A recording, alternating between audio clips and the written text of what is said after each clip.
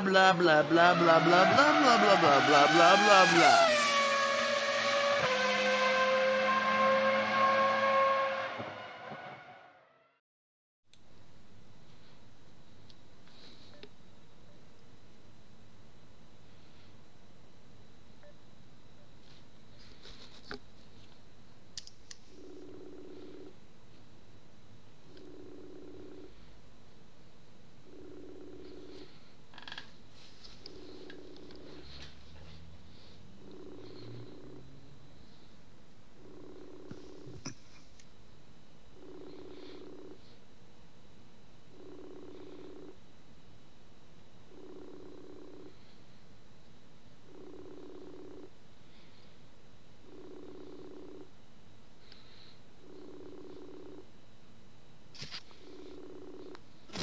Please leave a message.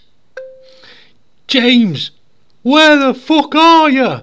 We're live. Hello, folks. Hello, everybody. Oh, he's here. He's here. He's here. He's here. He's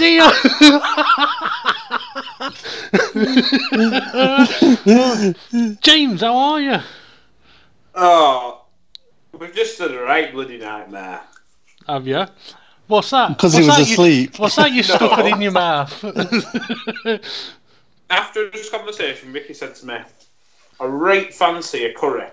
So I says, right, what we'll do, we'll order curry, we'll go get it, and then I'll be home in time so that I can sit down, eat curry while I'm doing podcasts. I thought, great, nice one. Went out to place. We were on this main street where all shops are. I'm sure it were here. You lost the curry house. I lost the curry house. It's called Curiosity, and apparently a friend of Vicky's said, "Oh, it's a really good curry house." That. So we were like, "Oh, great."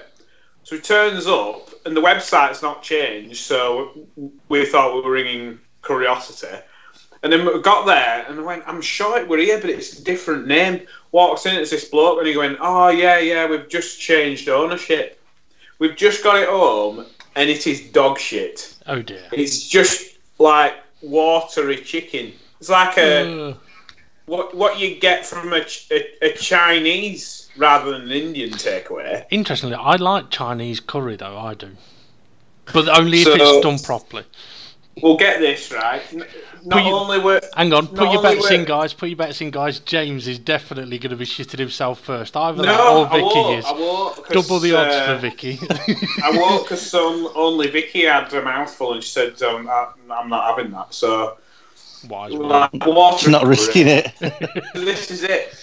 We've got two onion barges. Now, onion barges, everybody knows what they look like. Imagine two that have been sat on. Oh. Yeah, just crap, absolute crap. So just ended up giving it to Bella.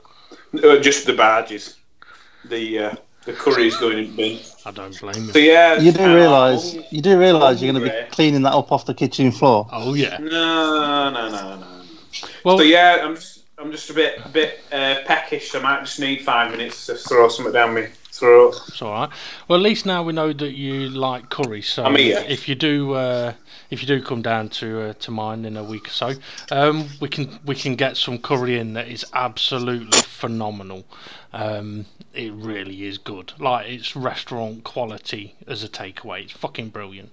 Anyway, Hello everybody, welcome to I'll Tell You What TV. Obviously you would have heard an interesting start to the show today, which James won't have heard yet. So just to give a quick run through of what we're going to be doing today, it's probably not going to be the longest of podcasts. For anyone that's been listening in recently, you'll know that we have shortened down our podcast from the 4 and 5 hours we were doing when we first started.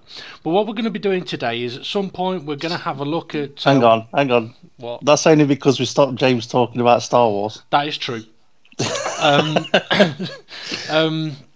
I was going to say, we are going to be doing our predictions for the Chinese Grand Prix, but obviously, for anyone that listened in, actually, James listened to it as well.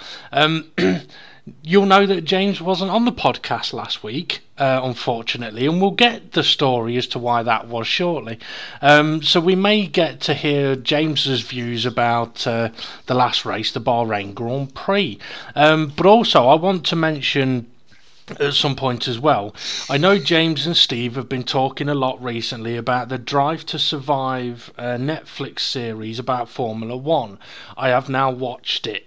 All of it? Yeah, all of it, all 10 episodes, and I have got plenty to say about that. I know when me and Steve were doing the podcast last week, talked a little bit about it, but I was only about 5 episodes through, but I have watched it. What I will say is, if anybody is a Formula 1 fan, or even just a reality TV person, watch this series, because it is absolutely brilliant. It gives a massive insight, and hopefully they'll do it again at the end of this season coming that we're in now. Okay, Steve, while James fills his face for a moment, is there anything that you would like to talk about? Well, Grosjean is really crap. Don't be nice to him. Just tell him he's shit and tell him to drive.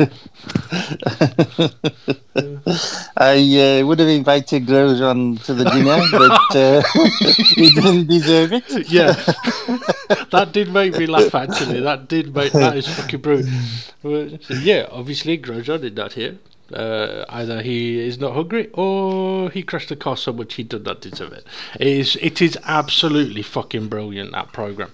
And I know that you two have talked about it a bit before, and they really should.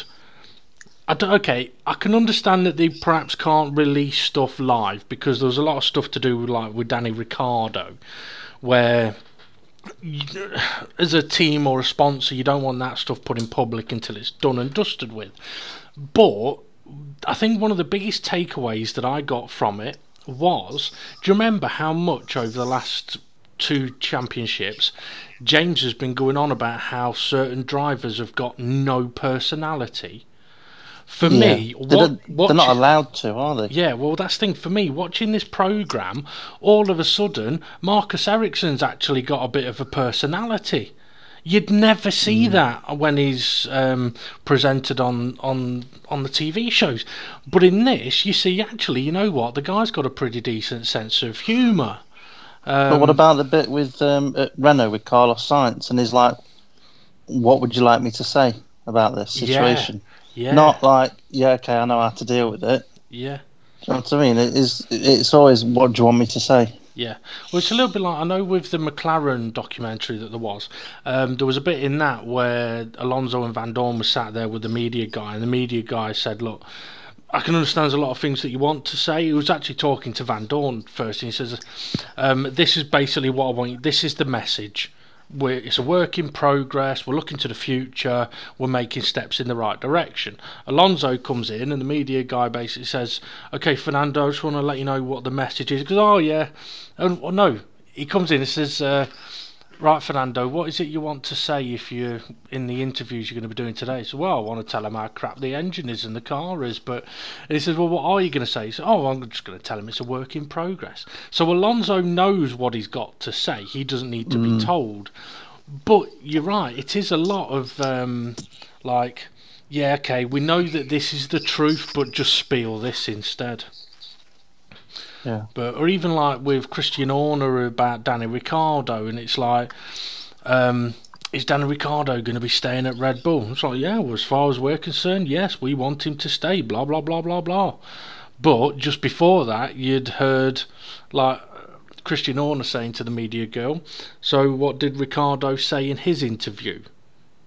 So it's like, I want to know what he said so that we could be on the same page. But it was very good though to see the differences of personality, and yeah, just for Haas, that was fucking brilliant.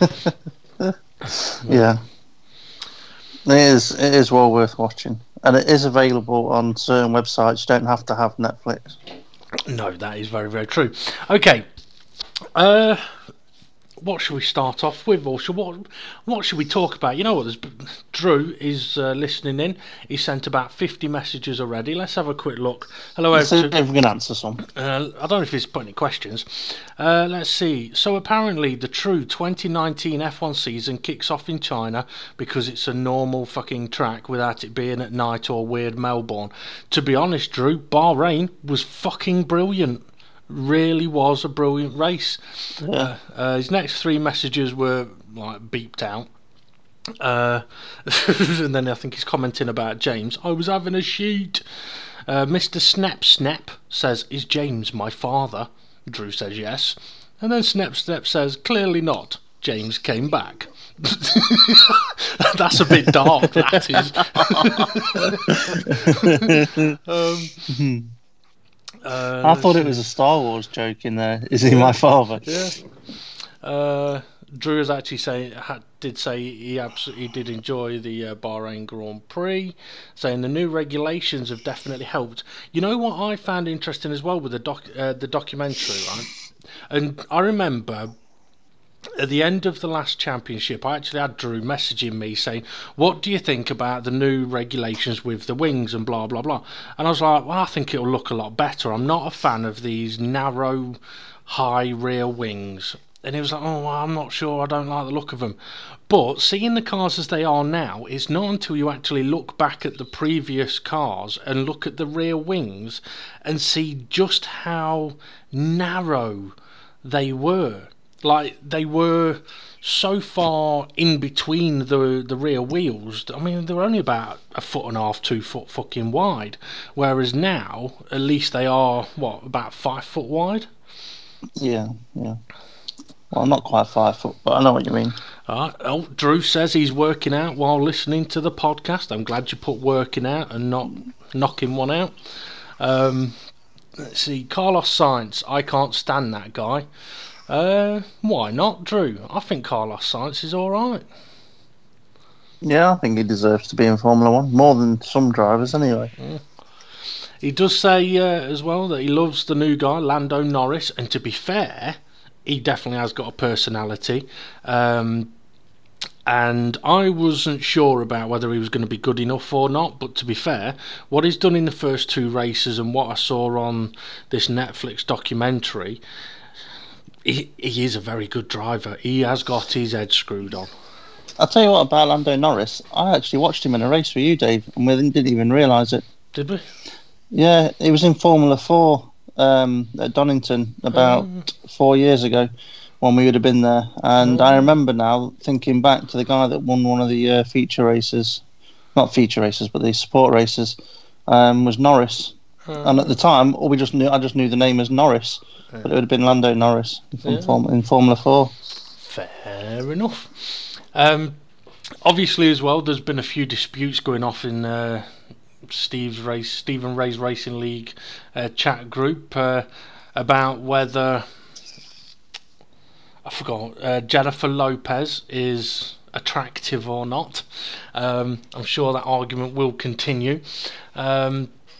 She once was, I'll admit that. Yeah, I mean, I did watch something that she was something to do with. I was watching something on YouTube and she was on it. And to be fair, for her age, she doesn't look too bad. But yeah, she's definitely. You have to get her on the right date. Make sure the sun's shining from the right direction, so don't cast any shadows in funny places. Yeah. It's 2 minutes, are we all? Okay. Right, so what should we talk about for 2 minutes then, Steve, while we wait for James?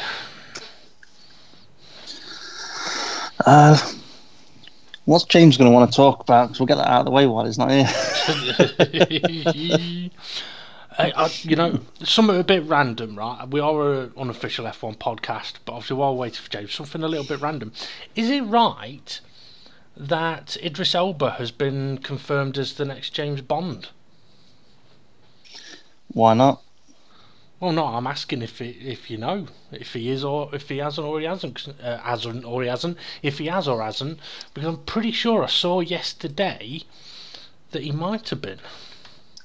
I know that months ago when he was interviewed, he said he would love to be the first Black Bond, but whether that's going to happen or not, I don't know whether it's actually become true now. But is it right? I mean, James Bond's always been a white guy, but is it okay to change someone's race just because it's a film, or it comes across as ethnically correct to allow black people to be white people, not become white people, but you know what I mean? Well, the thing is, the name James Bond is just a name. It's not his actual name, really, is it? Well, it is, because he's 007. So it's not like there's going to be another secret agent that's going to have the same 007. Yeah, maybe. It depends on how you view it. It depends, because it's a bit like... okay, we currently have a queen. But if she pops her clogs and another one comes along, what's her name? Queen. No, King. But anyway, yeah, I know what you're saying. Yeah. But the thing is, right, if they decided to make a remake of Superman and it was The Rock, would that be right? I don't know. He could probably pull it off, to be fair. He probably All right, could. Let's think of somebody else then. Will Smith. Well, Kevin Hart. Kevin Hart. Well, you see, now what they could do Kevin Hart, and when he turns into Superman, it's Will Smith. Now that I'd go for. I'd be happy with that. I wouldn't mind that. But the thing is, you mentioned Will Smith. He's in Aladdin, which I saw. He's blue. Yeah, I saw a bit of a trailer. He looks like a comedic avatar. Yeah. All right. Okay. What about if all of a sudden they made the Hulk a different colour? Well, there's only two colours the Hulk can be. Let's see if you know what two colours they are, Steve. Green. Yes. And darker green. Nearly. It's actually meant to... Well, it's green and grey. There's a grey Hulk, right? This is going a bit into the story. Basically, in... which one is it? In Avengers Age of Ultron... the first time we really see the Maximoff twins, and the female of the twins is the weird witchy one. She basically puts a message in Banner's head and Hulk goes off mental, trashing everywhere. Well, if you look, his green isn't really very green, it's like much greyer. Well, he was actually meant to be completely grey, reference the comics, because Hulk turns a bit evil. I know he's not exactly evil anyway, but he's a monster, but he's not evil. But he does turn evil, and when he's evil, Hulk is grey, like completely. But in the movie, they didn't want to turn him fully grey, so what they did was just took a bit of the green out, and then when he comes back out of the spell, the green colour comes back in. So he's three colours then? Well, now he is, yeah. He's white, green and grey. True. Okay, you could go that route, I suppose, yeah. Well, right, how long's it been? Has it been 2 minutes yet? I mean, we've been live for 20 minutes, and all James has said is curry, shit. 5 minutes. 5 minutes, 2 minutes. James Bond can be a dumpling for all I care, as long as he's British. Is what Mr. Snip is saying. I'll just be. It's 3 minutes 20, and I concur with that. I don't care what colour you are, just as long as you're British and you're not a woman. Like, But oh, you hear Vicky? Did you hear Vicky then? What's wrong with that? The character's a man. This is 2019, James. What do you mean? He's a female Doctor Who now. Yeah, but that's not. You can get a female Doctor, but you can't get a female called James, can you? You could have James Bond. Yeah, we'll create that, but you don't change James Bond. Janice Bond. Janice Bond. Yeah. She could have been. She could have been Jamie. She could have been Jamie. Who? The secretary would be Money Pound, not Money Penny. Janice. Oh, I thought you said Michelle Keegan. Oh, what are you talking about? I don't know. Janice. I'd be alright with. I'd be alright with Michelle Keegan being Janice Bond. James can't agree. She can get her guns out any day.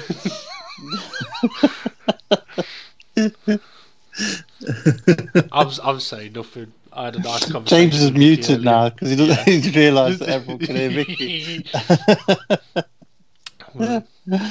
Either that or he's getting a proper earful.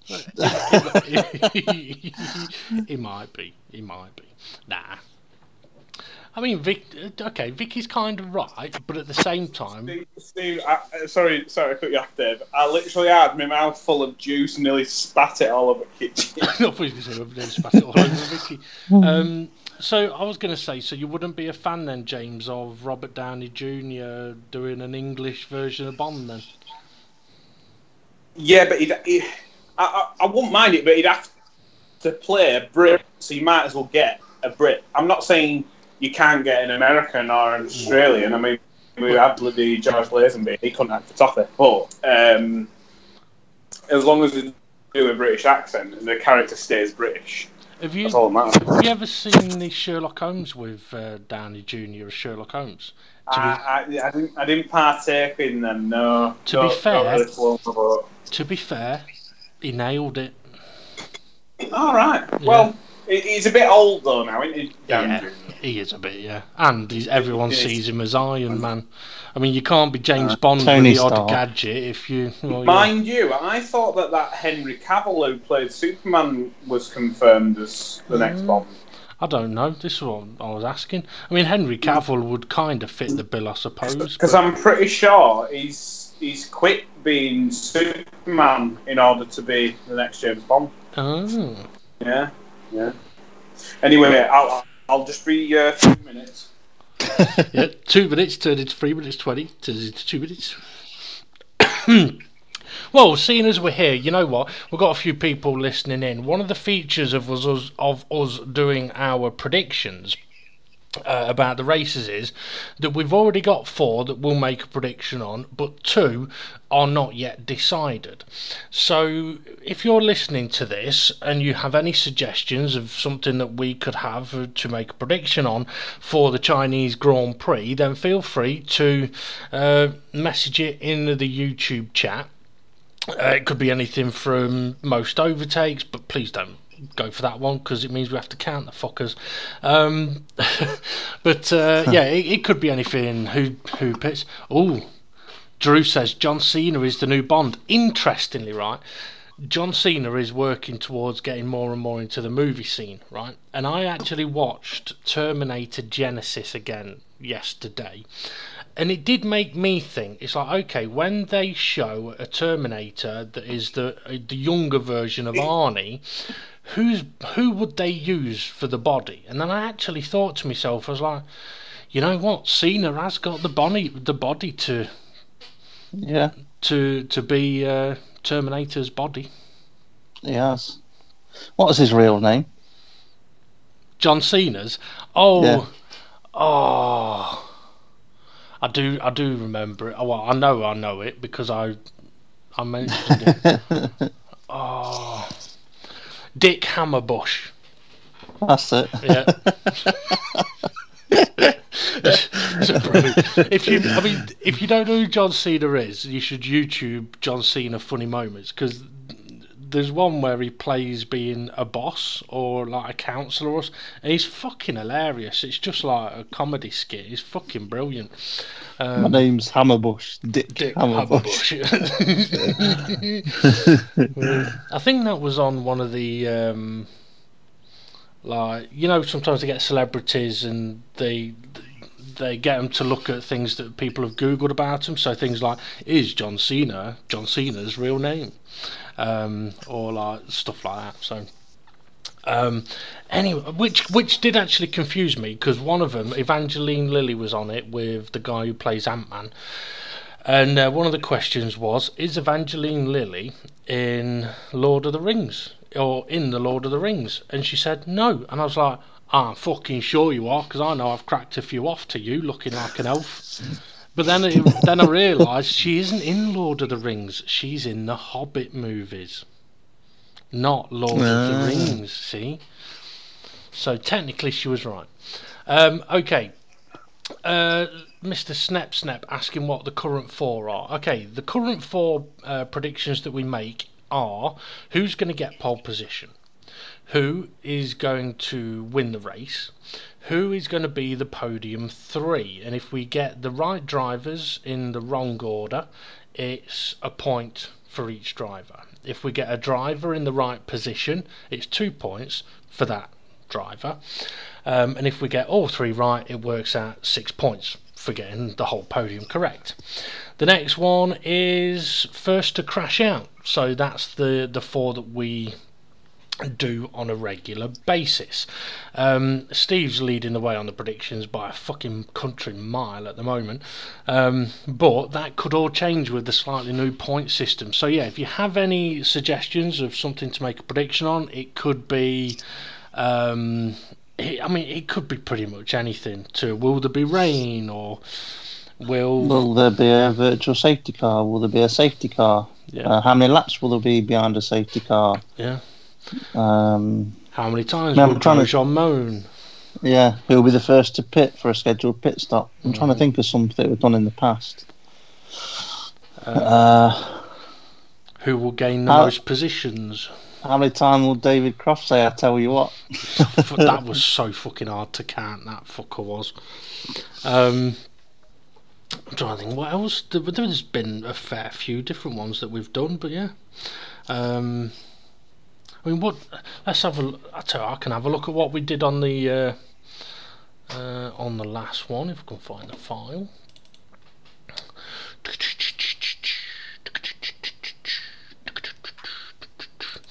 Okay. Well, you know what? I've got a few different pictures here of previous. Okay, it was how many times will Brundle say, I'll tell you what? What lap will a virtual safety car or safety car happen? Who will be best of the rest? Will there be rain in the race? Dick of the day. We haven't done a dick of the day this season. Maybe that's one we could do. What position will Perez finish in? Most gained positions, most lost positions. So yeah, there's a few different things we can go for. On the last race predictions, we went with how many drivers will finish on the lead lap and who will be the last to pit out of all of the drivers in Red Bull, Ferrari and Mercedes. So if you have any ideas, feel free to mention them. And I can see we've had, what is this? Here's an idea. Which driver is the worst teammate? See, now that's a question. That's a topic. That is a topic, yeah. We could actually discuss that in a second while James is continuing to fill his face. It's simple though, isn't it? It's Perez. End of conversation. Well, I don't know. I'm not sure. Maybe. Let's see. Drew says who will be on top. That depends on how kind James is to Vicky as to whether it's James or... Sorry, I shouldn't say that. Vicky actually told me off earlier, you know, Steve. Did she? Yeah, she bollocked me, yeah. I'm surprised she lets James on top with his weight.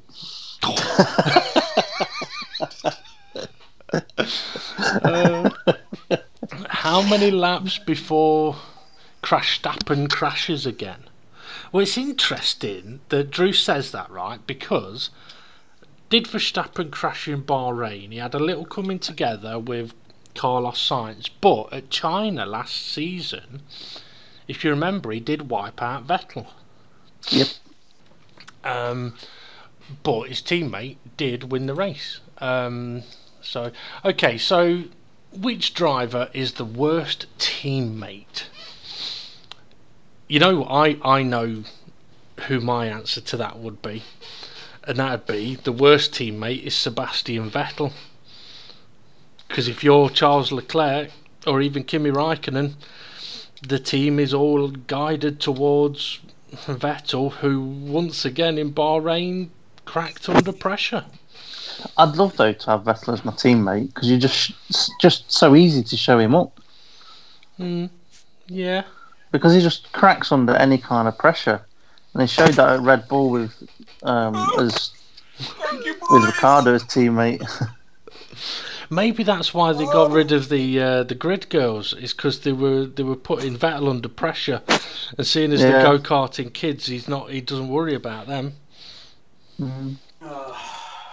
I think you're right. I think it is Vettel, definitely. Trying to think, Hamilton seems pretty decent. Yep. In terms of having somebody as a teammate, I think Hamilton is the hardest. Yeah, but he's not the worst, is he?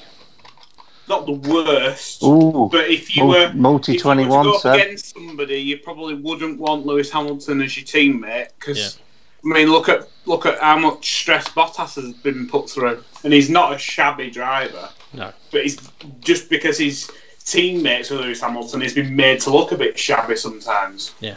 The thing is, when you look at it as well, Bottas, he's not a bad person to have as your teammate. When you look at Ferrari, though, okay, you probably wouldn't want Leclerc as your teammate. Chances are he's going to embarrass you. Yeah. And you wouldn't want Vettel as your teammate because chances are you're going to end up feeling like he's going behind your back to make sure he fucking gets the most and gets the win and benefits from any situation. Then you look at Red Bull and you go, okay, well, Pierre Gasly, maybe. You don't seem too bad. Would you want Verstappen as your teammate? Well, he ain't going to listen to team orders, is he? No. So, maybe he's not the best of people to have. And then you go to Racing Point and your teammate is Lance Stroll. Well, you can't That's not a problem. Well, you say that, but if he pisses you off, you can't exactly like fucking punch him, can you? Because if you do, he's going to run off to daddy, and then you're going to end up getting fired.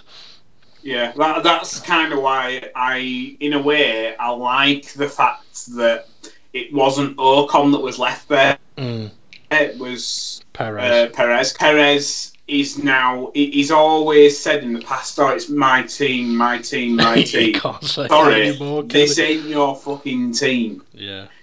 You might have helped save the load of people from losing their jobs. However, that doesn't give you a license to walk around like the big I am. Yeah, definitely. Because Stroll can literally just go, Daddy. Just a word with you. He's well fucking pissing me off. He's faster than me. Can you fuck him off? Get Ericsson in here as a team. Okay, so then you look at who could be next. Toro Rosso. You know what? Danny Kvyat, he wouldn't be the worst of teammates. Albon wouldn't. But he's the most likely to take you out, though, isn't he? Well, I don't know. I think that'd still. He's unpredictable. I think that'd still be Perez, to be fair. Yeah. So yeah, I mean, going down the grid, I mean, there's a lot of potentials, but I don't know. The worst teammate. I think I would have to stick with my answer of Vettel. I'm trying to think. Especially because when you think back to multi 21, just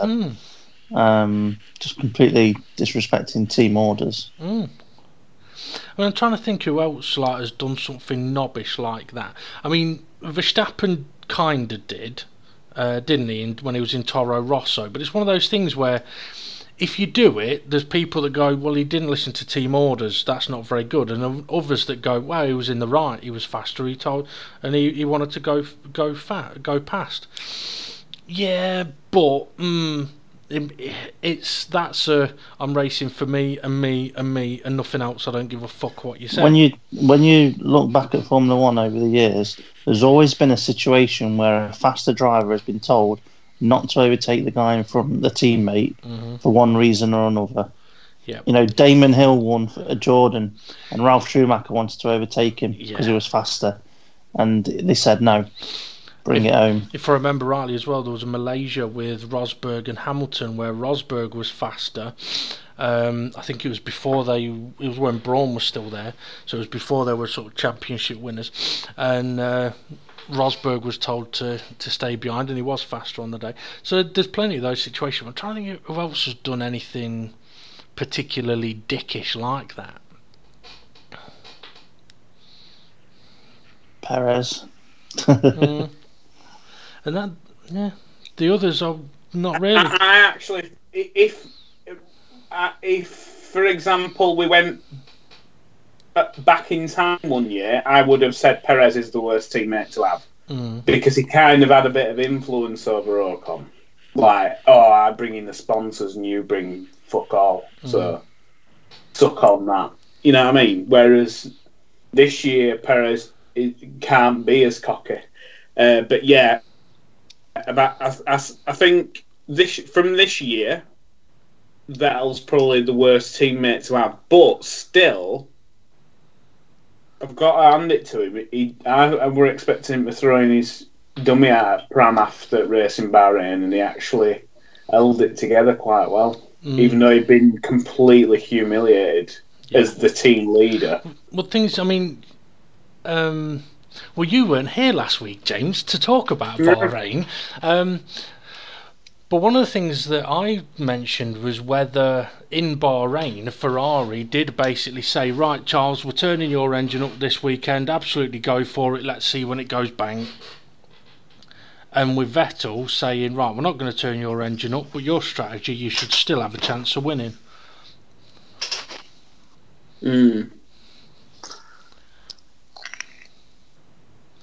Oh, is that all you got to say on the matter?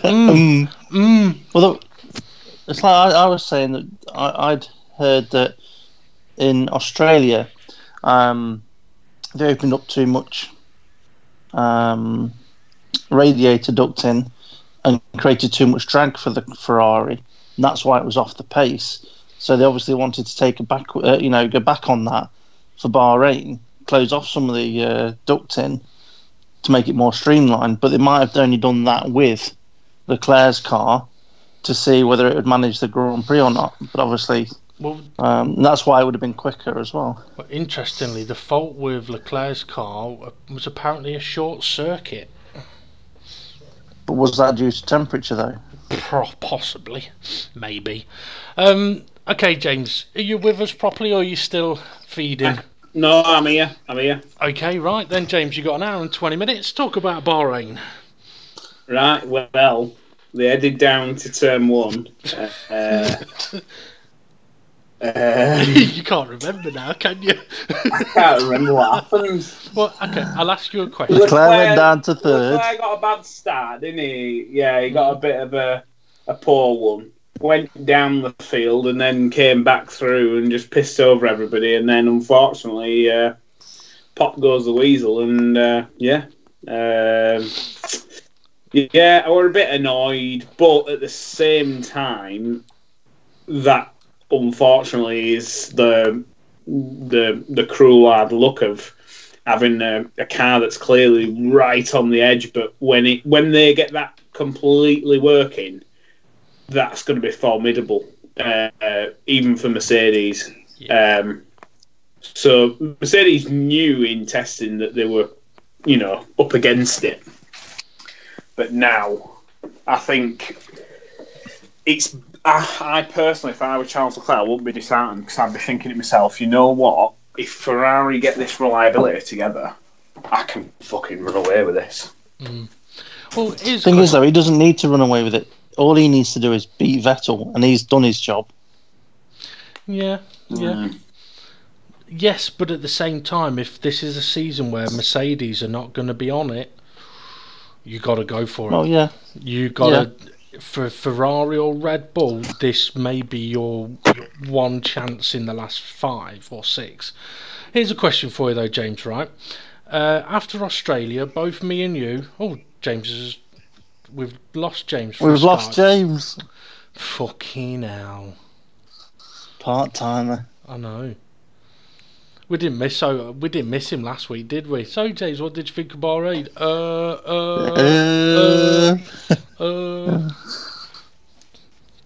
Right, please bear with us, folks, while we try and get James back into the chat.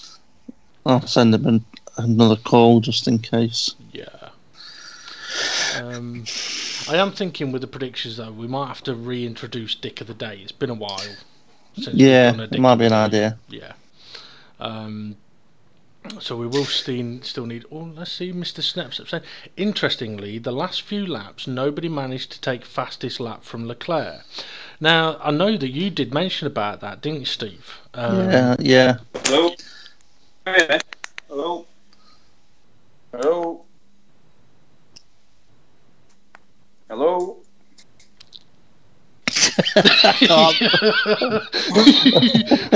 Considering that neither of us, we didn't plan that, that was pretty. I was like, I'm saying nothing. Oh, Steve's not saying anything either. Right, okay.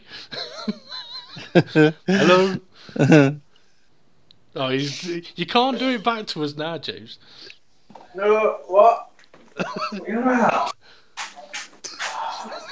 What was the question? Because you started saying, "Oh, I'm just going to ask you one question," and then lost connection. Yeah. Right. The question I was going to ask you was: after Australia, me and you were both semi-positive that it was a better Australian Grand Prix than previous years. Steve was not overly keen. After Bahrain, I was buzzing. It was one of the best races I'd seen in Formula One for years. So what were your thoughts? What were your emotions when watching the race and after? I kind of were probably... James comes with the music sound. It were a good race, but... I think mainly for me, I don't know if it might have been disguised by the extra DRS zones or not. Is it just me, or did they have 3 DRS zones? There was 3. And in previous years, can you remember if there were 3 then? No, well, I think last... First time here. Was it? I thought they had 3 there last year.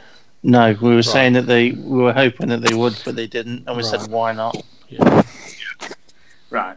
So I'm just wondering if this band-aid of DRS might just be a bit too much. Like, it did provide amazing action, and I think for this year it probably will help.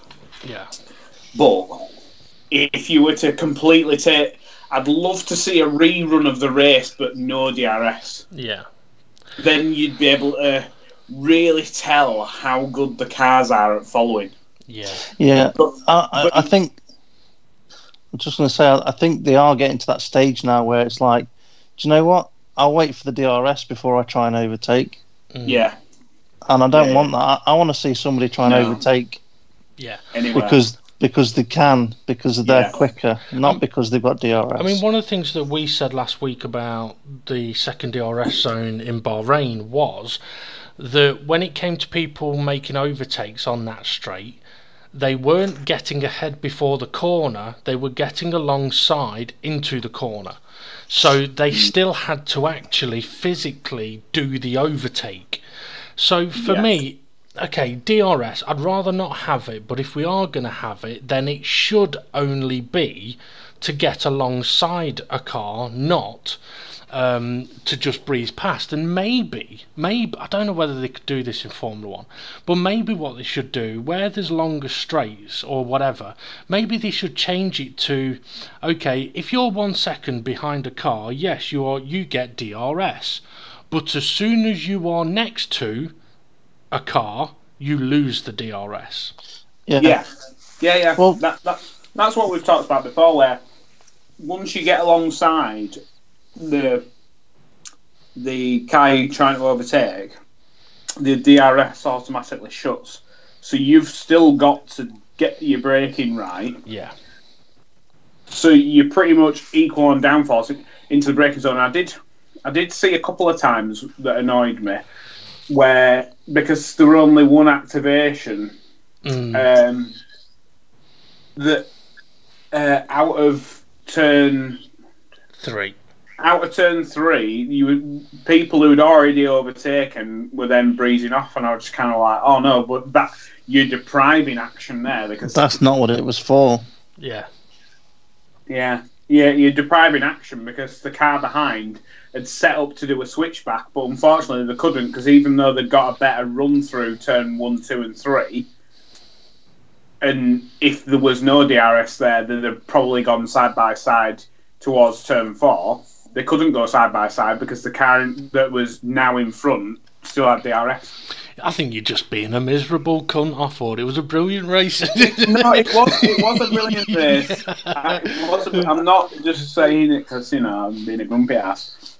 It was a brilliant race. Compared to Australia, it were a billion times better. Yeah. And as well, I just liked to see Vettel crack, and I'm going to stand by this for donkeys. I don't think Sebastian Vettel is good enough to win another world title unless he's in a Red Bull, which is a second a lap quicker than everything else. I don't think he's good enough. I'd be tempted to agree with you. I mean, cracks are forming. They've been forming for quite some time. There was that list that I read off last week. Yeah. Yeah, I listened to that, Steve, and I just kind of felt like, how on earth can Ferrari say at the beginning of the year that Vettel's the number one driver if you've got that many mistakes? Put it this way, he made more mistakes than what... Grosjean? No. That's impossible. As what Kvyat did in his whole Red Bull and Toro Rosso career before he got booted out and then brought back again. Yeah. And Vettel's made more mistakes than him in 1 year. Yeah, I'd agree with you. I think in Vettel's case, though, it's only on, I think, one occasion has it drastically affected another driver, and that was when he took out Bottas at France. All the other times, yes, he may have hit someone, but it's affected him rather than affecting the other person. Whereas when Kvyat hit people, it fucked everyone. Yeah, but there was things that happened though with Kvyat, like at Suzuka, where he just coming up towards the hairpin, he just binned it because he went a bit wide onto the grass. And with him, he was making stupid mistakes as well as But Vettel's lost more World Championship points because of his mistakes than what Kvyat has done. Yeah. It's just one of them where you sit there and you think, how on earth can somebody get away with the excuse of, well, I'm a multiple world champion? And it's like, yeah, but you're on. I don't know who said it, but I think it might have been Jackie Stewart where he says you're only as good as your last race. And I'm sorry, but Sebastian Vettel needs to be re-evaluated completely. Thing is, right, if Cristiano Ronaldo, if you don't know James, by the way, is one of the world's best footballers. I know he is. He's probably the only footballer in terms of talent that I'm like, he's quite good, but I do know he does like to roll a bit. Right, well, if he was to go and play in schoolboy football, right, he would score 1,000 more goals than anybody else. Yeah. All right, and he would, be the all-time top goal scorer. Even if does that though then mean he's the best footballer in the world, or is it just mean that he's beaten the competition that he's beaten at that time? Because the competition at that time was shit. Whereas you put him up against good competition, he's going to score less goals, and that's what I'm saying with Vettel. The competition he beat at the time were all shit. Yeah. Yet he's still classed as a 4-time world champion. Well, to me, it means shit because he can't beat what's on the grid now. Yeah, I personally think that if you relate it to Cristiano Ronaldo, if you put Sebastian Vettel in his shoes in terms of talent, it's like going up against Bradford City defenders with bricks tied to the feet, where he had such an advantage that it were inevitable he were going to win.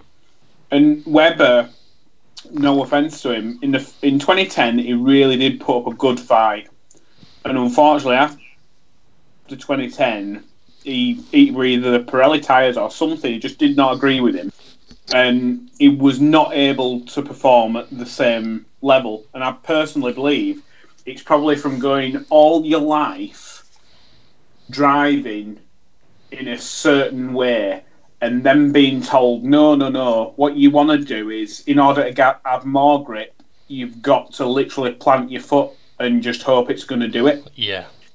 And whereas Sebastian Vettel, with less experience, got to a point where he mastered that with the blown diffuser. Yeah. That going through certain corners, which you would not normally lift off in order to create oversteer so you can go through the corner quicker, it was the opposite. It was, no, just keep your foot planted. And that's what he was good at. And that's why when he were running wide in corners, it was baffling me at the time, because I'm like, he's running wide in the corners because he's keeping his foot planted. And that's why he's taking so much speed through the corner, because that was the way that the Red Bull between 2009 up until 2013, it was developed around the back end in order to suck the back end to the floor. They probably missed a trick with the double diffuser, but once, I think it were from Silverstone 2009, from that point, that Red Bull, up until the end of 2013, was pretty much the dog's bollocks. And unfortunately, I think for Mark Webber, because he'd already been so many more years in Formula 1 compared to Vettel, he was not used to that type of driving. Yeah, I mean, to be fair, it could be said that Hamilton has found himself in the same situation in the last 4 years, which he has. He has been in one of the best cars, without a doubt. Without a doubt. I mean, you look at how many races. I think last year though, I think there was a better car on the grid that Ferrari. Yes, and it'd be like Lewis Hamilton getting a McLaren that was better than the Red Bull back between 2010 and 2013, but unfortunately that never happened. The thing is, the difference though is Ferrari's car in the first half of the season last season was the better car, but Ferrari fucked up with the floor. Mercedes, they've had a very good car, or the best car, every year and improved upon it. Now, this is why I was saying that if Mercedes are going to be having an off year this year, because let's face it, they were fucking lucky in Bahrain. No, in Australia, Bottas blew everyone away, didn't he? But I think it was just that car suited that track and Bottas was on it.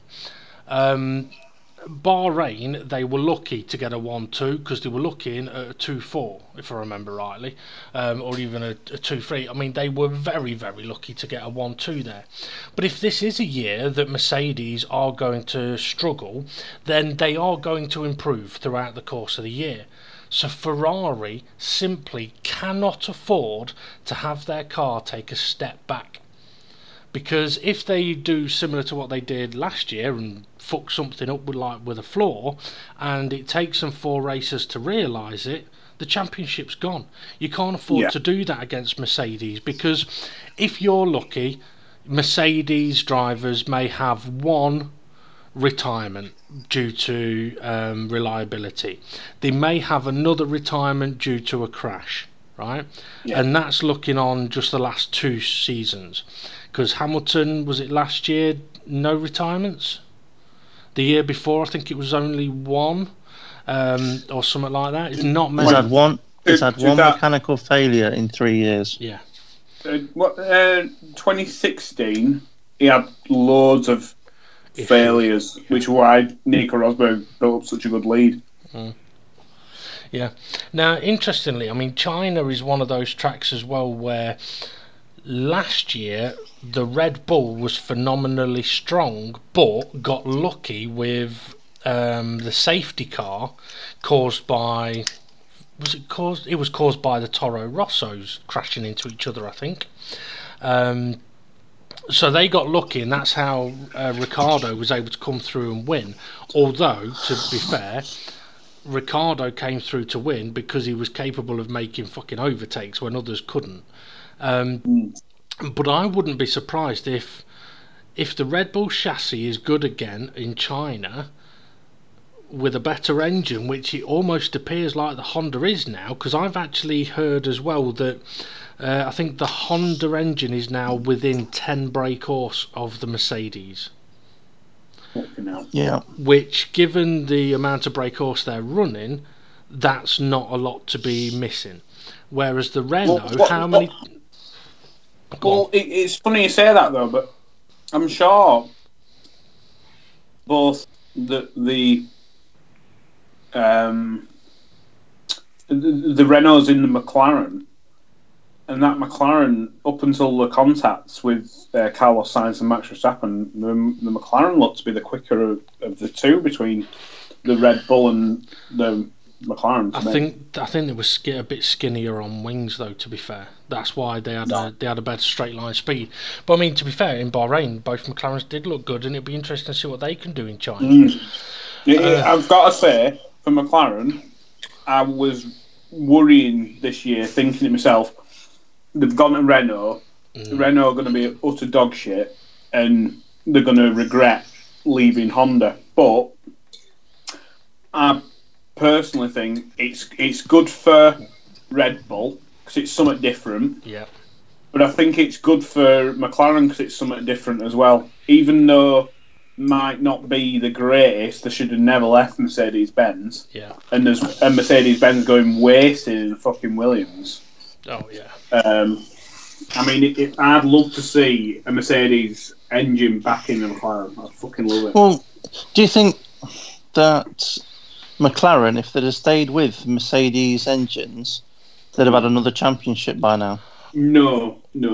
But I believe that a lot of the problems that were being masked by a shit engine from Honda for the first couple of years, they were kind of, in that documentary, you could tell that they were kind of like, oh, fucking Honda, what the fuck are they doing? Well, they're amazing. You know, I got a slightly different answer to that question, right, Steve? And this might change your opinion as well, James. If McLaren had stayed with Mercedes-Benz, right, and not changed engine supply at all, then when you look at the time where Williams were finishing third and fourth, right, in races, finishing third and fourth, then McLaren would have been there as well. And McLaren would have been making a better car than Williams, you'd like to think. So they would have been finishing third or fourth, and possibly actually taking the fight to Mercedes a little bit. You rolled... Hang on, I'm not finished. You roll that on an additional, 4 years it's been since Williams were finishing third and fourth? So you give McLaren an extra 4 years with the best engines on the grid and with a decent package, they'd probably be beating the Ferraris, the Red Bulls, and still taking the fight to Mercedes. Yeah, I know what you mean, yeah. The way I look at it is, if they've got the best if they'd have still been with Mercedes, supposedly the best engine, they would have had a benchmark of Mercedes to work from. And if they'd have been 1 second a lap off the pace, they know it's down to their chassis and their aero design, not the engine. So if you've got the best engine and you can't beat the best people on the, people with the same engine, you know it's not the engine's fault. Yeah. Whereas you put any other engine in there, and you're straight away thinking, is it the engine or is it somewhere else on the car? You spend half your time looking in the wrong area for a fix. Yeah. I mean, interestingly, with Williams at Bahrain, I was watching a bit of Robert Kubica's on board, and I thought, I wonder if the last F1 car he drove only had 7 gears, because I've not seen him use 8th yet. That might be why he's off the pace. It could be. Steve Whitfield says Ferrari will be strong on the long straight in China. And yeah, they will be. I mean, China's a fantastic... Well, I have a little bit of a love-hate relationship with China. There's parts of that circuit that I really, really like. And there's other parts that I fucking detest. I like... Big butts and you cannot lie? Yeah. Jennifer Lopez. No, I'm joking.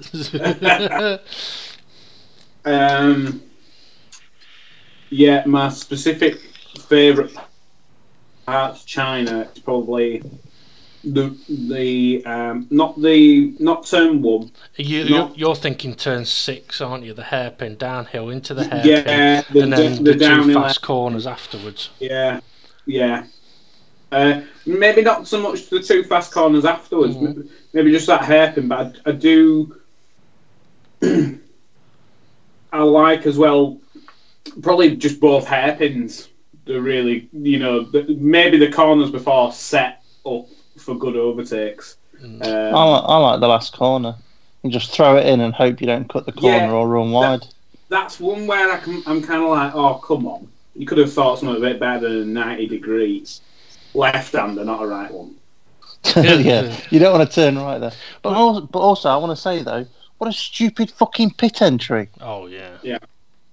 And it's got nothing to do with Lewis Hamilton, right?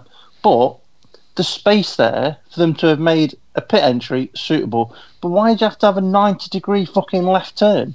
Why couldn't it have just cambered round, curved round nicely? Yeah. A nice radius into the pit lane. Why does it have to have a fucking 90-degree left? Stupid. They could have even had it a bit like the opposite of the pit lane exit at Abu Dhabi, where it's a cambered left-hander corner, but the pit lane entry is slightly more to the left. Here's one for you then. What they could have done is have the pit entry on the long straight. So as you're coming down the long straight, you move over into a long pit entry that you can't cut, so you're off the track effectively, and then you can go through what would be a right-hand corner or section of corners into the pit lane, having no effect on the last corner whatsoever. Now you could say, oh yeah, but it'll make the track shorter, blah blah blah blah blah. Well, okay, yes it would, but that's where you can put in additional corners or speed limits within your pit lane to make it a little longer. Plus, nobody is allowed to pit on the last lap and gain positions. Or you could do the pit lane entry, a bit like what you've explained, only you still have to do the hairpin, but if you imagine, rather than having to do... So imagine you're going down the back straight, before you get to the hairpin, the pit lane entry is on your right-hand side, so way before the braking zone. So you manoeuvre into the pit lane entry. However, it keeps going behind a wall. It keeps going parallel down towards the hairpin. So you still have to do a hairpin, but it's even tighter into the pit lane, which would slow you down. Yeah, maybe. You know what I mean? It'd be a single file lane on the inside of the hairpin. There'd be one problem with that though. Somebody would blow the tyres up and go straight in the wall. Pretty much picture Fernando Alonso Baku recovering back to the pit lane. There's no way he'd get that in a pit lane that's got an hairpin in it. Yeah, but that would what made the drama. It'd be like, oh fuck. Okay, I suppose we really should get on to our predictions for China. So I reckon we make a start on them. Is there going to be smog? Smog. There might. Hey, wasn't it China 1 year where they had to delay one of the practice sessions because the helicopter wouldn't have been able to fly. Which I can understand, but at the same time, it is a bit of a joke. Okay, Steve, who do you think is going to take pole position in China? Leclerc. Oh, fucking hell, he's not gone for Hamilton. Yeah. Okay, James, who do you think is going to get pole position?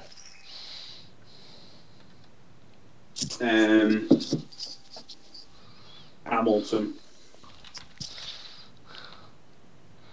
Okay. You know what? I'm going to go Hamilton as well. I'm thinking, yes, the Ferraris are going to be strong, but I think Hamilton's going to do it. He likes that track.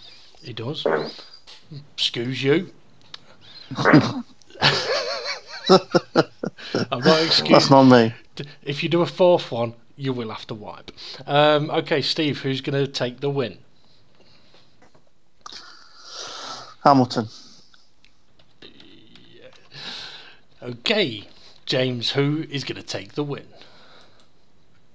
Leclerc. Okay, I am going to say Verstappen. I think the Red Bull is going to be really strong around there, but only in race pace. Only in race pace. Okay, your podium 3 then, Steve. First, second, then third. Hamilton. Yeah.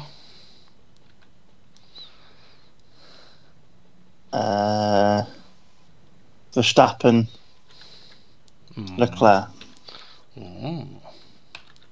Okay, James. Leclerc. I've got a funny feeling this race might give Leclerc a bit of a hand up in the championship. I think Hamilton and Vettel are going to get together this time. Only there might be a bit of contact that takes them both out. Okay, so who's going to finish second then?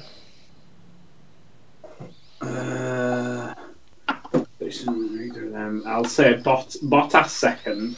Yeah. And then I'll say Max Verstappen third. Okay. Right. I'm going to go with Verstappen because I said he was going to win. Then I'm going to say... Oh, you're going to say Ha? What's his name? Leclerc. And then... Hulkenberg. Bloody hell. No way. You're throwing your points away, Dave. I'm either thrown away or I'm getting fucking loads. I think, right, the Renaults have not had the greatest of starts to the championship. There's a reason for that. The shit. Yeah. But I don't think they are, though. I think that there's a lot of potential there. Yeah. But right now, I personally think that they're running their engines like quite conservative because they're afraid of still going bang. yeah, but if they've got a fix for that engine, the part that's going to go bang, they could be rapid. Don't get me wrong. But they can't afford to fix it though. Now they're paying for Ricardo. They spent it all on the driver. Yeah. To be fair though, I think the only way Hulkenberg gets on the podium is with a lot of luck, i.e. Hamilton, Vettel crashing out or something like that. A wet Monaco, probably. Maybe. I don't think the Renault's got a good enough downforce, and even if it is a wet Monaco, I'd put my money on Ricardo at Monaco over Hulkenberg. But anyway, okay, first... Yeah, Hulkenberg never seems to go well at street tracks. That's his one downfall. Yeah. It's interesting because he never seems to go well at racetracks either. That's not true. I'm a fan of Hulkenberg's. I'll still say the reason why I've got so much respect for him is he put a 2010 Williams, which was dog shit, on pole. Yeah, that is true. Okay. Do you regret looking back at it that you named your PSN account with his name? Well, I don't regret it. No.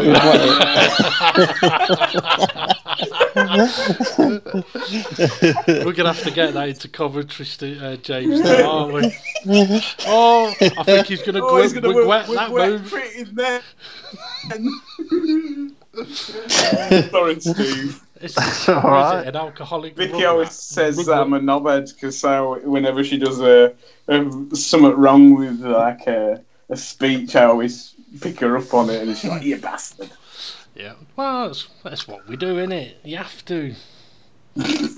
No, I don't regret it because I reckon he's going to do a Jensen Button one day and just by luck or fortune or what, but one day he'll end up in the one car which will give him probably the chance to fight for a title, but it might be near the end of his career. The thing for me is, I don't think we'll ever see him in a Mercedes, a Ferrari, and you won't see him in a Red Bull. So I think it'll be Renault find their form, and they've got a car to compete, and Hulkenberg and Ricciardo are going to be going for it. Or it'll be one final move to somewhere like McLaren, who have got to their form. But I don't think he'd go to McLaren if they've still got a Renault engine. He might as well stay with Renault. But if McLaren had a Mercedes engine, that could be different. But having said that, do you think you could ever possibly see a McLaren with a Ferrari engine, given that the regulation now is that it has to be this current engine you give to your customers? Never. Due to historical circumstances, I believe Ferrari will have a veto to ever give McLaren their engine. Yeah, I watched something on YouTube actually just last night, just to refresh my memory on Spygate, and it was a 30-minute program. Well, it wasn't a program; it was clips all put together in a time sequence of what happened over the Spygate in 2007, and it did kind of refresh my memory a lot about what happened back then. And after watching that, I could never see Ferrari helping, or not necessarily helping, but allowing McLaren to run with a Ferrari engine. No, never. Fair enough. Okay, first to crash out then, Steve. No crashing out. Oh, he's going for no one again.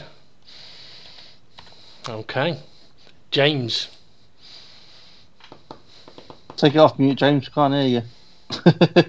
Sorry, what did you say? Who is going to be first to crash out? Ooh. So much choice. Turn 1.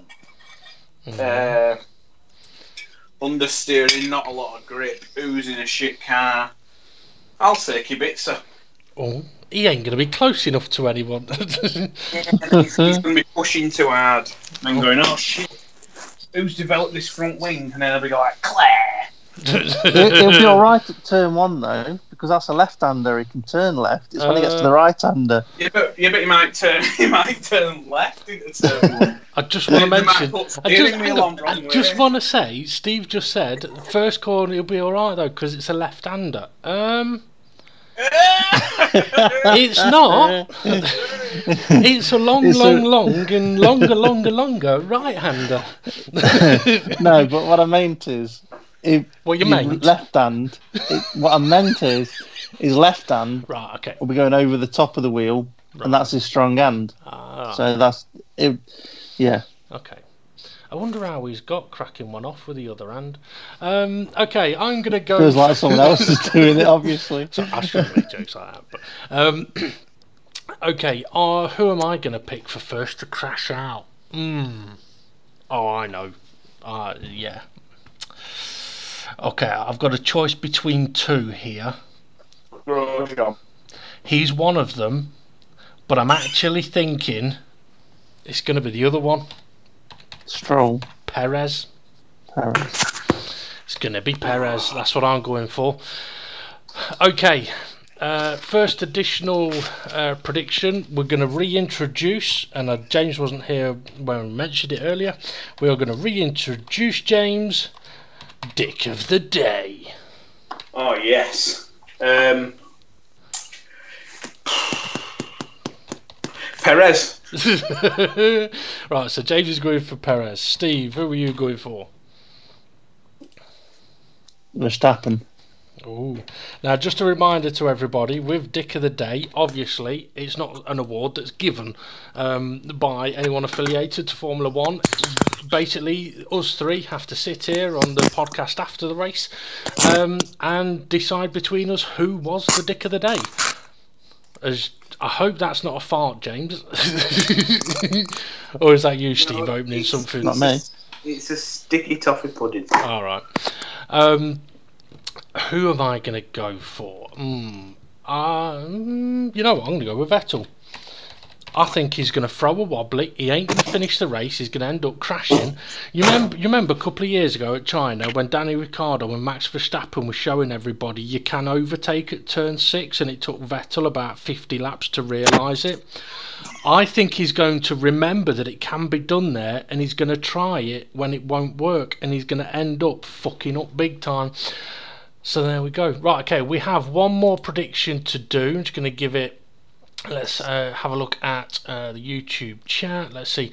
Mr. Snap says Hulkenberg for podium. Yeah, maybe it's just a shock at what I've said. Okay, we do still need one more prediction. Did anybody give one? I know a few things were mentioned. How many members of the crowd are going to try and jump into the pit lane across the live racetrack? Was that in China or was it Malaysia? Yeah, no, it was Singapore. China, I think. Oh no, yeah, Singapore. Somebody wanted to drive a car, didn't they? Yeah. Okay, now. I thought you could just go over and have a go. Fucking Jesus. People tell me I'm mentally ill.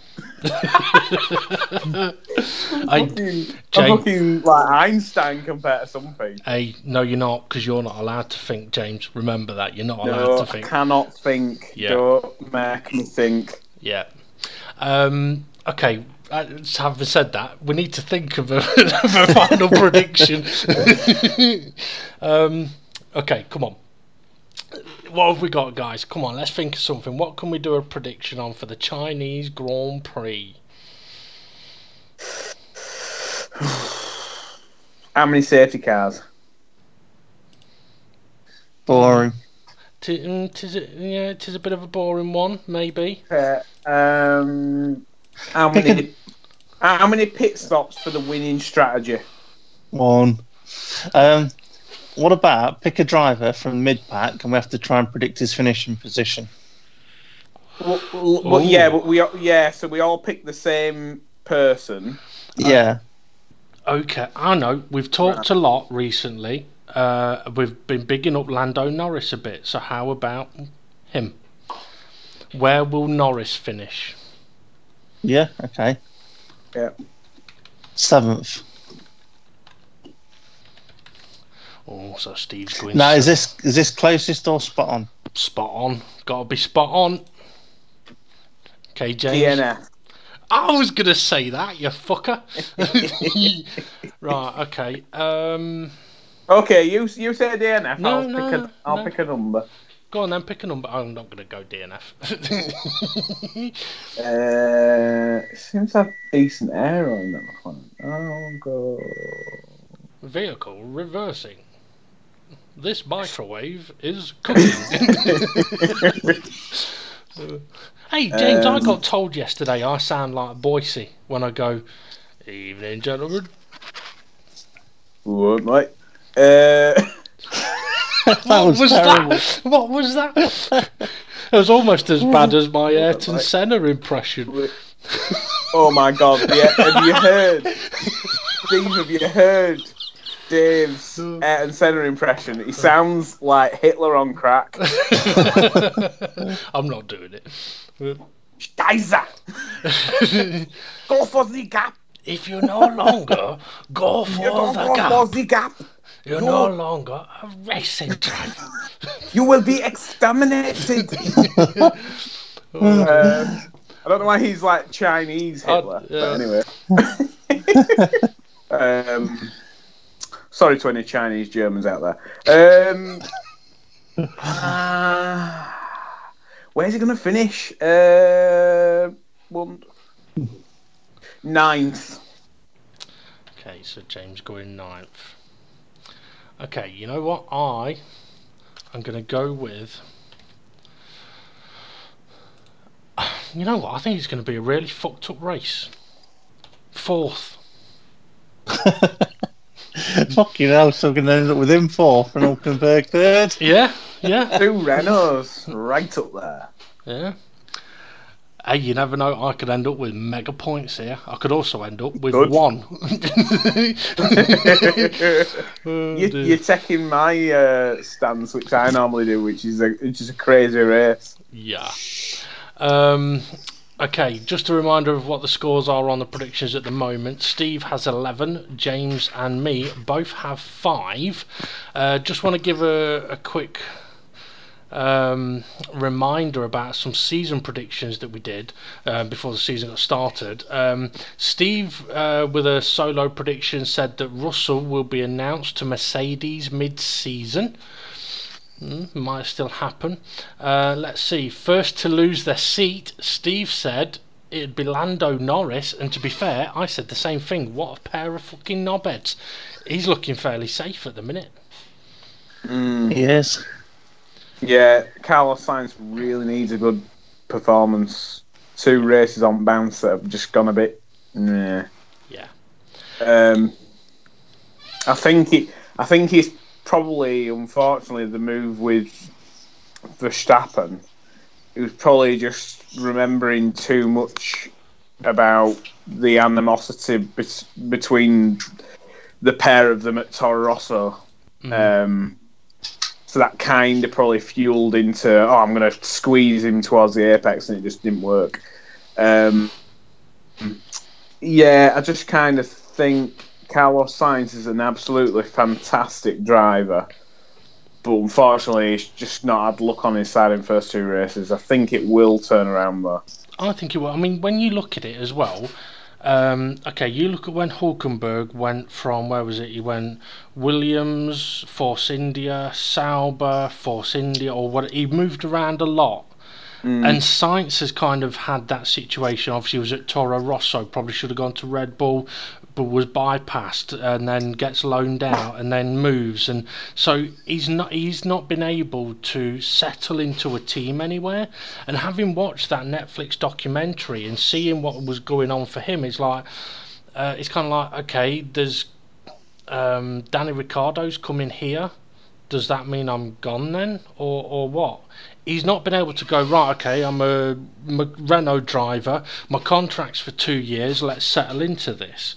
Let's really... So I can imagine it's not been very easy for him. Even if you had a Hamilton or a Buttle or a Buttle? A Button. Who's Buttle? Did I say, Yeah, did I say Buttle? I could have sworn I said Button. Anyway, fuckers, you put me on my stride. No. Bottle. Okay, if you had any of the top drivers going from team to team to team, it ain't going to be easy for them. It really isn't. But so for someone like Sainz, yeah, it's not going to be easy. He needs 3 or 4 years in one team like McLaren to really see what he's capable of doing, and hoping that Norris doesn't whoop his fucking ass on the way through. Yep. Yeah. Anyway, right. That's it for the podiums then. They are locked in. Mr. Snap did say, suggest a number of laps Ricciardo finishes. That's all of them, I reckon. So, guys, do you have any other news, any F1 news or anything else that you want to bring to our attention? Oh, I've got something for you. Apologies if anyone gets offended by this. It's a fucking joke. Englishman says, "Is this your road?" Oh, hang on. Englishman and a Welshman having a conversation. The Englishman says, "Is that your dog?" "Yep." "Mind if I speak to him?" Dog don't talk, but "Hey dog, how's it going?" The dog says, "Doing all right." The Welshman has a look of shock, and the Englishman says, "Is this Welshman your owner?" And the dog goes, "Yep." And the Englishman says, "How's he treating you?" And the dog says, "Real good. He walks me twice a day, feeds me great food, and takes me to the lake once a week to play." The Welshman, still in a total look of disbelief. And the Englishman turns around to him and says, "Do you mind if I talk to your horse?" And the Welshman says, "Horse don't talk, but yeah, go on." So the Englishman goes up to the horse and says, "Hey horse, how's it going?" And the horse turns around and goes, "Cool." Nay. The Welshman is still in a look of shock, The Englishman says, "Is this your owner?" pointing to the Welshman, and the horse goes, "Yep." And the Englishman asks, "How's he treating you?" And the horse says, "Pretty good, thanks for asking. He rides me, brushes me down often, and keeps me in a lean-to protect me from the weather." And the Welshman now in a total look of amazement, and the Englishman says, "Mind if I talk to your sheep?" And the Welshman says, "That sheep's a fucking liar, mate." That just reminds me of I think it was a Billy Connolly joke saying if you wanna be my lover. no. It says like if you wanna do it with a sheep, wear Velcro gloves. The best place to do it's on a cliff edge, so it backs up. Oh, no. Because otherwise you're running after it all the time. It says get it on a cliff edge, and then it'll just want to keep backing up. He says, "Right," and then it was going, "All right, let's get it, Jimmy." like as if even all his mates do it. It's just fucking brilliant. Billy Connolly is brilliant. He really is. Oh dear. Right, guys. So you got anything else? No. I'm trying to think of anything from Bahrain that stood out other than Sebastian Vettel just being a fucking liability, as we've always said. Hamilton. I'll tell you something that stood out from Bahrain. J-Lo's arse. Was she there? No, but it always sticks out. All right. I've got to say that music video is amazing, but the music is dog shit. Yeah. I'll have to have a look. Yeah. I'm sure there'll be something that I want to talk about as soon as this finishes. Oh, actually, what I will do, the Formula 1 bit has finished now, and people will be like, "What's this all about?" Apparently, it's Star Wars Celebration this weekend, right? Right. And it's in Chicago, and the Star Wars Twitter account put out a tweet saying the do's and don'ts to do a Star Wars Celebration. So already they're telling the people who are coming what's acceptable and what's not acceptable, like as if they haven't got a brain. So this kind of like ticked off a lot of the trolls that I pretty much I tend to be a troll now because I'm just sick of the way that the way Star Wars is run at the moment. And apparently for the past two celebrations on a run, they've been absolutely sold out. Like tickets sold out within minutes of going live, and the convention centres in Chicago have only just reached half of the ticket sales that have been on offer. Oh. How on earth can people at the heads of Disney not think we're clearly doing something wrong here? Yeah, sorry, I was reading a message on YouTube. Yeah, I think you're not wrong. I mean, the thing is, there's only so much telling people what they can do and how they should behave that people will accept.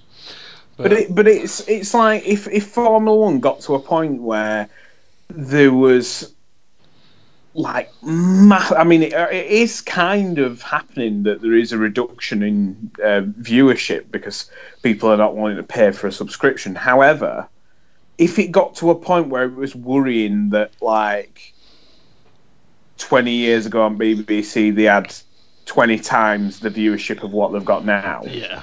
If that was the case, you know that the alarm bells would be ringing saying we've got to do something about this. We've got to get people watching this. Yeah. And it just seems to me like it'd just be like any company, no matter what it is, you've got to keep the audience happy, don't you? I mean, it'd be like you know that Formula One would have a real massive issue if at the end of the first two races there'd been no overtakes. Oh God, yeah. I mean, I think as well. I mean, especially when you look at Formula One, the teams were against the changes that have been made for this year. I fear that. Well, I hope that now they're looking at it, going, you know what? Those in charge were right, because it'd have been boring as fuck. It really would. But that's it. This is the thing that bothers me. I mean, apparently they were banging on, going, "Oh well, the teams have been briefed on the rules for 2021 and whether it's okay with them." I'd be like, tough shit. Who gives a shit whether it's okay with you? We met the rules. If you want to participate, you participate. If you don't, you don't. But I think that, unfortunately, the raise in money of it's just like in any sport. Over the past 30 years, the money has just gone up and up and up and up and got to an astronomical point where it's just out of control right now. I mean, Williams are probably spending 1/5 of what Mercedes-Benz are spending. I think they said they were in the region of 200 million, but Ferrari and Mercedes were about 4 or 5 times that amount. I mean, there is an upside though to there being money in sports and things like that, because, for example, women's football. Right, women's football has been getting bigger and bigger over the last few years, but it still doesn't get anywhere near enough coverage on TV. Right, the BBC and I think ITV have shown things like the Women's World Cup and stuff like that, but there's no pre-advertising of. I mean, I only found out about the Women's World Cup by sheer fluke of spotting something on Facebook. But when I watched it, I was like, you know what? This is actually more enjoyable to watch than the men's game, and it's not because they're women and there's boobs and there's nice arses, although that does help. And every now and again you're going, is that a woman? Because it looks like a dude. But it's more to do with the fact that they're not rolling around crying at the slightest bit of physical contact. They're playing the game, and okay, they might not be as technically skillful or be able to kick the ball as hard, but it's fucking entertaining to watch. It's good sport. And now the money is starting to feed into it. So now there's actually calls from like broadcasters, because what happens with a lot of the football teams, like say for example Man United or Liverpool or Arsenal or any of the big teams in like the Premiership teams or the Championship teams that have got a ladies team, they don't play at the home ground. So they don't play at Old Trafford, they don't play at Pride Park, they don't play at the Emirates Stadium. They play on basically the training ground pitches or a local smaller club's pitch. But there's actually calls from the broadcasters to say, look, if you play the ladies' games at your home ground, it's more likely that we'll be willing to broadcast it. If we're more willing to broadcast it, that brings more money into the women's game for you. And if you're at the home ground, it's more likely that away fans will travel, or home fans of your men's team will go and watch the women's team. So rather than separate, going, yeah, we're Man United, we've got a women's team. No, they don't play at Man United's home ground, Old Trafford. Where they play is the local like park down the road. It's a pound to get in, and you have to take your own loo roll. So it is changing. The money is starting to trickle down. And I was reading a story from one of the England football players recently, who was saying that they're now at a stage in the women's game where they can make a living off it and actually just about get set for life. Whereas 5 years ago, that wasn't the case. You would probably have to have another job. Whereas now, in the top flight, you can make a living off it. And when you compare that to men's football, the top flight in men's football, they're earning hundreds of thousands a week, and the clubs are still making profit. Yeah, but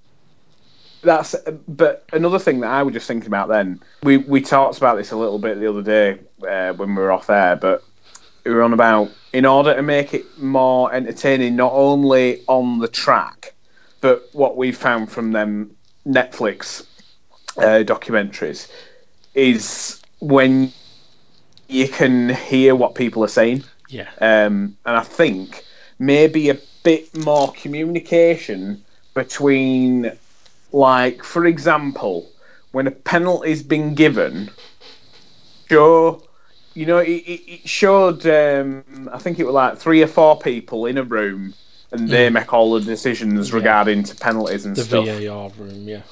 Whenever there's fuck all happening, why not put in the audio from the room where they're discussing it? Yeah, so they can see how they came to the decision. Yeah, exactly. So you can be like, oh, right, yeah. And then they're like, oh, let's say it's a really, really boring bit where there's literally fuck all happening. It's like, right, let's have a look back at this on the VT. Oh, yeah, I think he's just fucked up there. Yeah. Were it intentional? No, but it destroyed somebody else's race. Right, well, we're going to have to give him something. Yeah. And then, so you can understand what the hell's going on, rather than just like, 10-second penalty for this person. Why?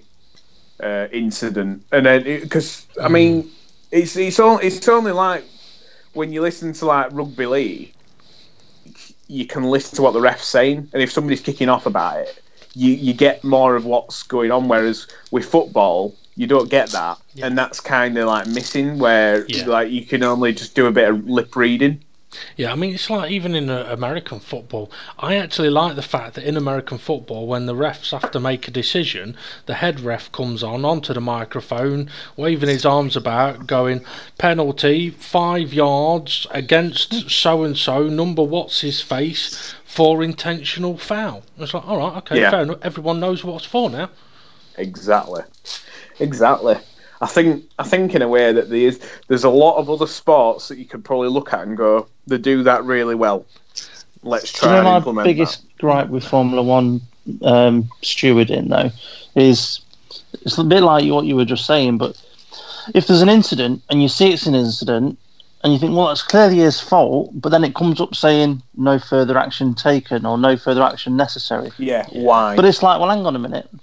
Is it that driver's fault, but because he's lost out, they're not going to penalise him? Or is it that it's not worthy of a penalty?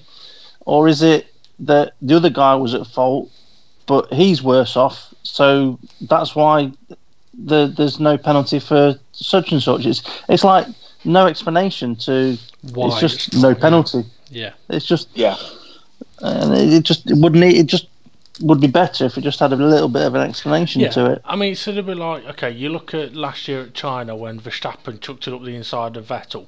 The move was not on, it was a dive bomb, they both spun around.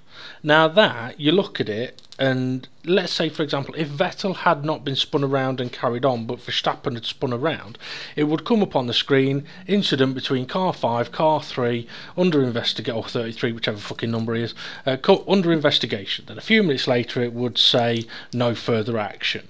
So it's that situation. It's like, well, why is it no further action? It's clearly dive bombed the guy, but all it needs is no further action.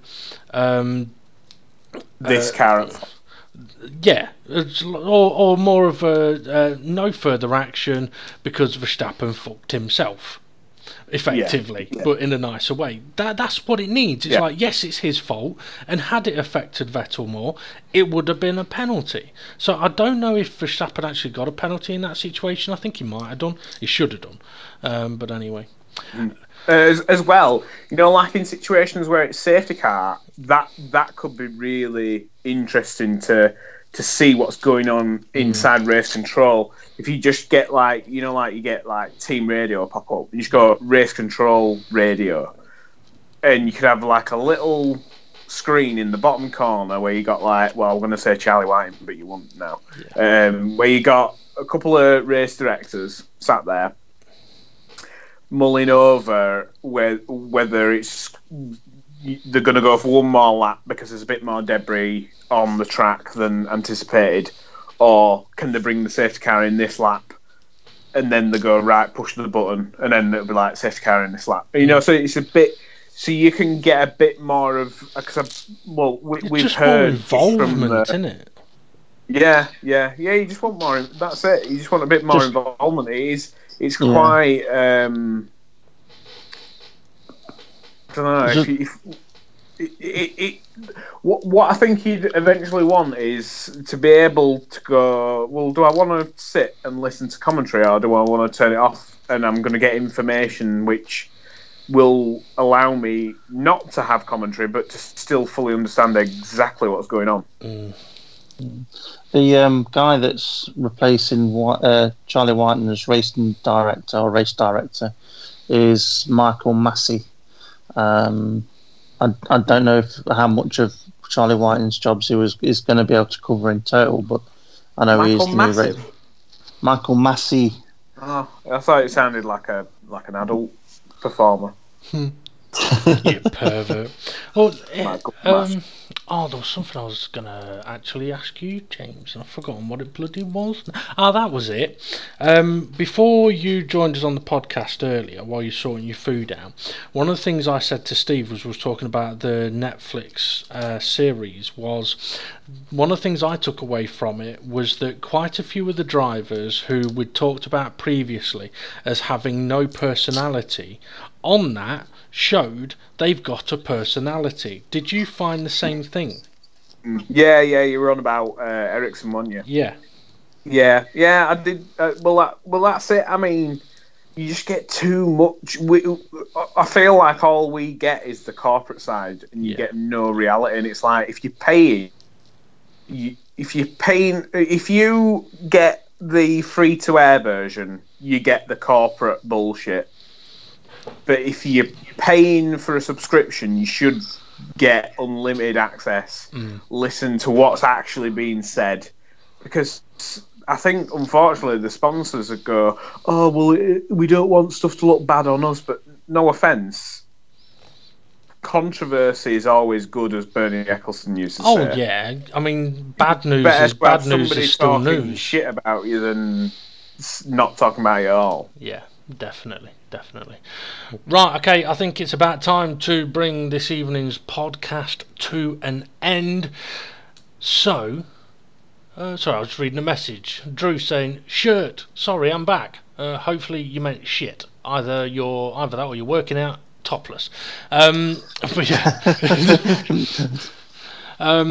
Message to oneself. Yeah. Actually, saying that, James, did you hear the comment that Mr. Snap put earlier? No. All right, okay. I think this may have been.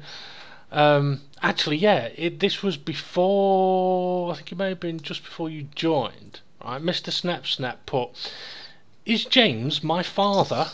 Drew put yes, and then Mr. Snap put, "Clearly not, because James has come back."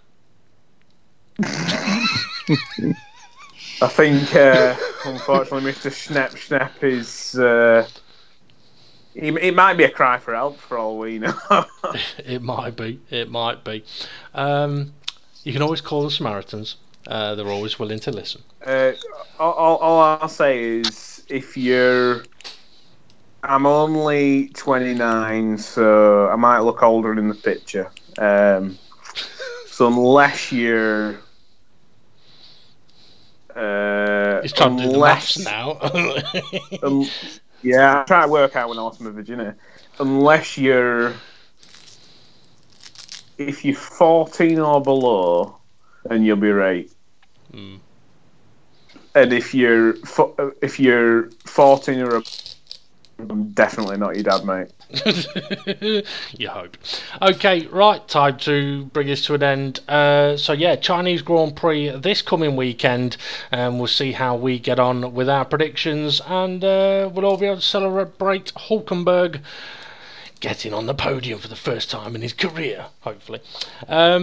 Okay, thank you very much for tuning in. Make sure you check out Stephen Ray's Racing League on GT Sport. Their YouTube channel is in the description, and it's called Dynamic GT League, where there's some phenomenal racers going on at the moment using a Red Bull Junior car. So check out those videos, and we shall be back next Tuesday for a